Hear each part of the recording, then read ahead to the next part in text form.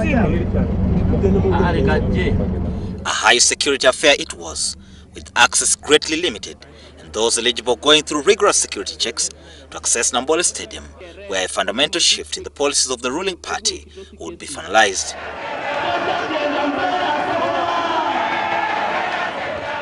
Here the rules were clear.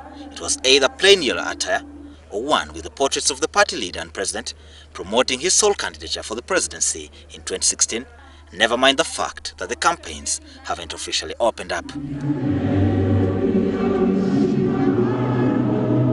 Delegates within the party ranks conveyed for what many analysts have described as a meeting convened to politically deflate John Patrick Amama Mbabazi, the once powerful Secretary General sacked from his earlier posting as the Prime Minister of the country. When the head of state took to the podium to address the delegates, he treaded cautiously, preferring to avoid mentioning the name of his once most trusted cadre, instead opting to point at what he called a dismal performance by the Secretariat over the years, probably a vote of no confidence in a man once feared within the party hierarchy. We have got a very strong party with 57,000 branches in all villages of Uganda, but the party is not very well connected with the headquarters here. And some of the problems we are talking about, of Chamu Marach, MLMB, it comes from that problem of lack of a good linkage between the branches and the headquarters. After that, the president rather concentrated on addressing what he calls hindrances to his economic vision for the country, as he chose to blame corrupt civil servants for the slowdown in the economic growth.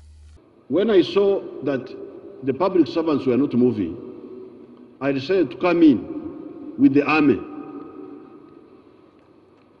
I abolished NADS and I introduced the UPDF officers to be the ones to lead the way. As this was going on, a carefully crafted resolution to constitutionally weed out Mbabazi was being circulated after it was comfortably endorsed in both the Central Executive Committee and the National Executive Committee of the party.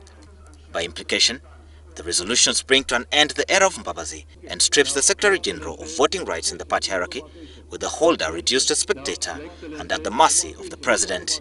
The position will now be a full-time one, with the holder not appointed to government or any other office, and would need to resign 6 months before if he or she wants to contest for an elective position. The move also ends the term of office of 4 officials a year before the expiry, meaning the Deputy Secretary General, National Treasurer, and the Deputy will look to the head of state to retain or disappoint them.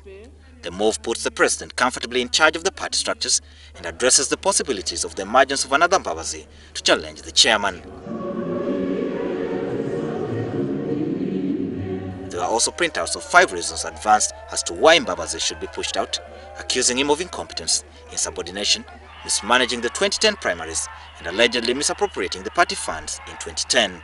The debate that rages now is what lies ahead for Mbabazi, a man who was once considered co-president by many and was famous for reportedly editing the cabinet list before he was dropped himself.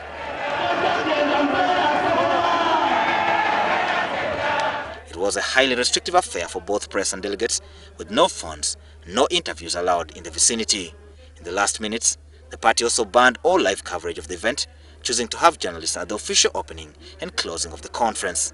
The journalist list was edited again Monday morning, with security closely monitoring journalists and barring them from talking to any delegate, with reports that their facilitation money was diverted. Other than being restrained in one corner, the journalists were also ordered out of the meeting as soon as the president concluded his speech, with a stormy session to handle the amendments held in camera. Sabit Joseph, WS Television.